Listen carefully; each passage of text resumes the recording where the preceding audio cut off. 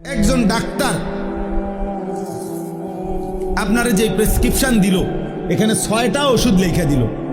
Doctor সাহেব লিখে দিছে 6টা ওষুধ। আপনি নিজে বুদ্ধি করে 5টা ওষুধ আজ 6 মাস ধরে খাইলেন, একটা ওষুধ টোটালি নিলেন না। এটা কোন ধরনের বুদ্ধিমানের কাম করলেন? আপনি এই ওষুধটা নিলেন না কেন? ডাক্তার সাহেব তো 6টা ওষুধ দিছিল আপনার। তো আল্লাহ পাক রব্বুল আলামিন রাসূলুল্লাহ সাল্লাল্লাহু আলাইহি সাল্লামের মাধ্যমে রমজান উপলক্ষে রোজা দিলেন, তারাবি দিলেন, ইফতারের বিধান দিলেন, সাহারির বিধান দিলেন, শবে কদরের বিধান দিলেন, এতেকাফের বিধান দিলেন শেষ দশকে। তো আমনে এনে 6টা রোজা, তারাবি, ইফতার, সাহারি, এতেকাফ, শবে কদর কয়টা হলো?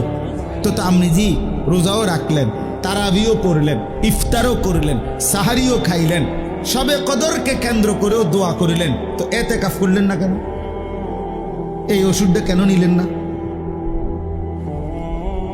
কথা বলেন না কেন? 30 বছরে কোনোদিন এতেকাফ করলেন না কেন? 60 বছরের ভিতরে কোনোদিন এতেকাফ করলেন না কেন? 50 বছরের ভিতরে কোনোদিন এতেকাফ করলেন না কেন? ওলামায়ে কেরাম আপনাদেরকেও বলি, সাধারণ জনগণ আপনাদেরকেও বলি,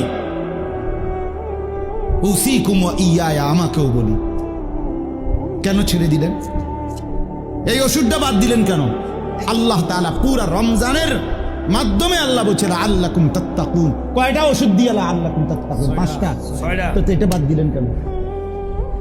কাযালিকা ইউবাইয়িনুল্লাহু আয়াতিহি লিন-নাসি লাআল্লাহুম ইয়াত্তাকুন। আবারও বলছে, এই বান্দা, আমি কিন্তু পুরা বিষয়টা স্পষ্ট করে বললাম। কেন বললাম জানো? রমজানের মাধ্যমে যেন তোমরা সকলেই মুত্তাকি হইতে পারো।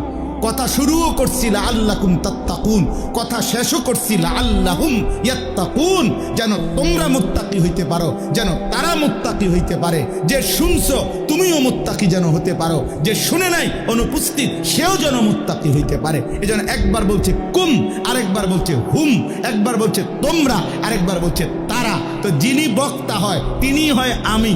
আমি বলতেছি তোমরা মুত্তাকি হও, আমি বলতেছি তারা মুত্তাকি হোক। তো আমি তো আল্লাহ, তো আর বাকি রইল তুমি এবং সে। তো তুমি আল্লাহর কথা যে সরাসরি শুনলো, সে আল্লাহর কথা যার কাছে পৌঁছলো, আল্লাহ বলেন তোমাদেরকেও মুত্তাকি বানাবো, তাদেরকেও মুত্তাকি বানাবো। শর্ত হইল পুরা প্রেসক্রিপশন ফলো করতে হবে। ওয়ালা তুবাশিরুহুন্না ওয়া আনতুম আকিফুনা ফিল মাসাজিদ। এই আকিফুনা ইতিকাফের কথা বলে এরপরে বলছে কাযালিকা ইউবাইয়িনু। এটা বাদ দিলেন কেন? বলেন বাবা, সবার জন্য কথা এটা, কেন বাদ দিলেন? তাইলে এখন আমার বুঝ কি? আমি ছোট্ট বুঝ, আমি বুঝছি এদ্দুর। রমজানের ব্যাপারে আমাদের ফিকির হলো যে হুজুর আল্লাহ এবং তার রাসূল সাল্লাল্লাহু আলাইহি সাল্লাম কি কি দিছে ডি কোন দেন, এডি আমার দ্বারা দেন।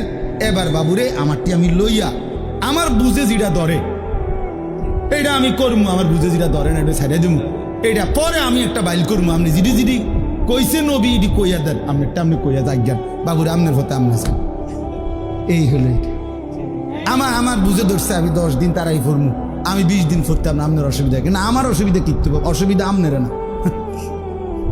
আমার একবার একজনে বলছিল অনেক আগে যে হুজুর আমি মোবাইল চালাইলে আপনার অসুবিধা। আমি না, আরে বেউকুফ, আমার অসুবিধা কি বেটা? অসুবিধা তোর বেটা, সমস্যা বেটা।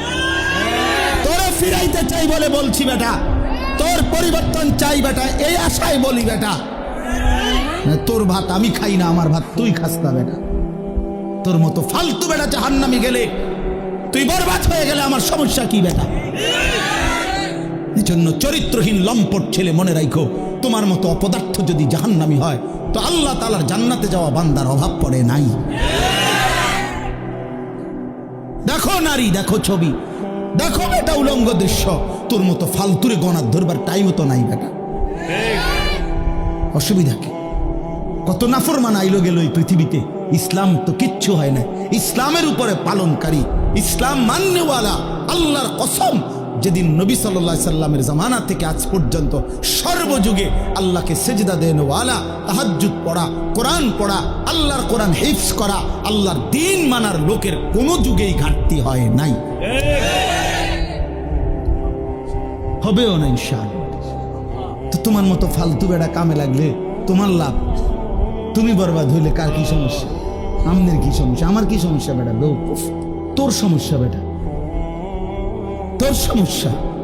জাহান্নামের আগুনে কষ্ট পাইবি বাপ, এই জন্য তোরে ফিরাইতে চাইছিলাম। খবরের আজাবে কষ্ট পাইবি বেটা, এই রং তামাশার ফুর্তি শেষ হয়ে যাবে, রঙিন ঘুরি কাইটা পড়বে একদিন।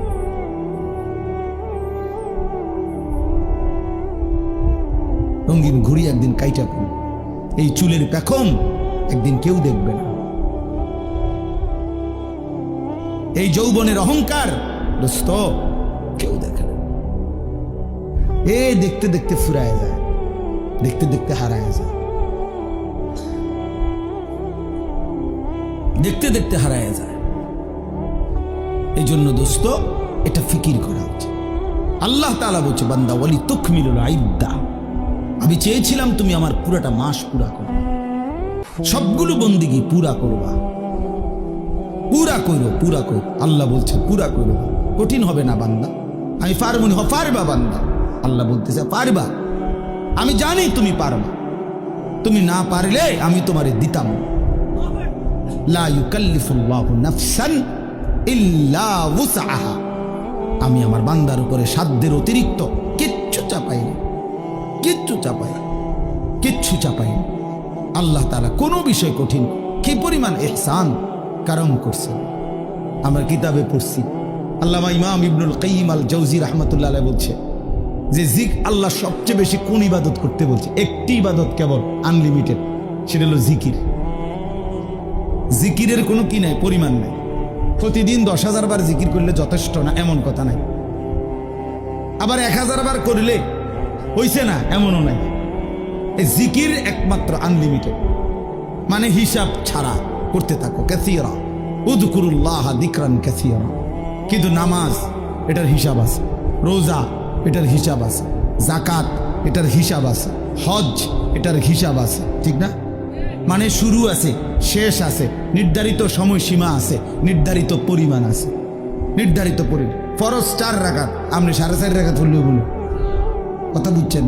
কিন্তু জিকির একটি ইবাদত যেটা জবান দিয়া বান্দা করে, এটা পরিমাণ নির্ধারণ না। তো আল্লামা ইমাম ইবনুল কাইয়িম রাহমাতুল্লাহ আলাইহি বলে যে আল্লাহ তাআলা জিকিরকে হিসাব ছাড়া আনলিমিটেড বলছেন, করতে থাকো, করতে থাকো, বাড়াইতে থাকো, বাড়াইতে থাকো, কাসীরা কাসীরা, বাড়াও বাড়াও বাড়াও, আরো আরো আরো। তো আল্লাহ তাআলা এই জিকির করার জন্য যে জিহ্বাটা দিয়েছেন, যে অঙ্গটা, এটার নাম জিহ্বা, তো এটা বানাইছেনও আল্লাহ তাআলা এমন, যেটা করতে বলছেন আনলিমিটেড, এটা করার জন্য এমন একটি অঙ্গ দিছেন, এটাই একমাত্র মানব দেহের অঙ্গ, যেটা একই সাথে লক্ষবার কোটিবারও ব্যবহার করলেও এটা কোনো অসুবিধা হয় না। কিন্তু সমপরিমাণ না, তার কাছাকাছি যদি অন্য কোনো অঙ্গ দিয়া কোনো ইবাদত বান্দা করত, সে পারত না। এই যেটা আল্লাহ যেমন দিছেন ওইটার জন্য অঙ্গটাও দিছেন কি ওই। এখন মনে করেন 1000 বার আমি বললাম আপনা করে সুবহানাল্লাহ পড়েন, তবে শর্ত হইল আপনারা প্রত্যেকেই এই প্রত্যেকবারে একবার হাত উঠাইবেন, একবার হাত নামাইবেন। এটা হলো আইন। জিকির করবেন কয়বার? 1000 বার, তবে প্রত্যেকবারে কি সুবহানাল্লাহ সুবহানাল্লাহ সুবহানাল্লাহ সুবহানাল্লাহ, এমনি আমনি উড়াইয়াছেন, নামাইয়াছেন।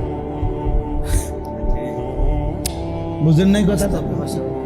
100 বারের পরে 50 বারের 60 বারের পরে আপনি হুজুর পিছা দিয়ে ফেটেন, আমাদের খবর আপনি জিকির আমনে করেন, আপনি আমার একটা আকাম ধরাই দিচ্ছেন, আমি জিকির করবো জিব্বা দিয়ে, আপনি আমার হাতিটারে কীর্তন লাগতাম, আমি আমার দ্বারা হাত চলে না, ঠিক কিনা বলেন? এই হাত কি হয়ে যাবে? অবশ্যই, মানে এটার পারতেন না, আপনি এতক্ষণ পারতেন না। অথচ বুজুর্গানে দিন 24,000 বার জিকির করতো, 12,000 জিকির করতো। ইমামে রব্বানি হযরত মাওলানা রশিদ আহমদ গাঙ্গুহি রাহমাতুল্লাহ আলাইহি শেষ বয়স, যখন চোখ দিয়া পানি পড়ে, যখন বয়স হয়ে গেছে, দুর্বল হয়ে গেছে, আল্লাহর কসম কিতাবে আছে, উনি শেষ বয়সে বলছে ওনার ভক্তদেরকে যে বাবারা, আমি তো আর আগের মতো জিকির করতে পারি না, আমার শরীর একদম দুর্বল, আমি একেবারেই দুর্বল হয়ে গেছি। তখন কোনো মুরিদ জিজ্ঞাসা করছে, হযরত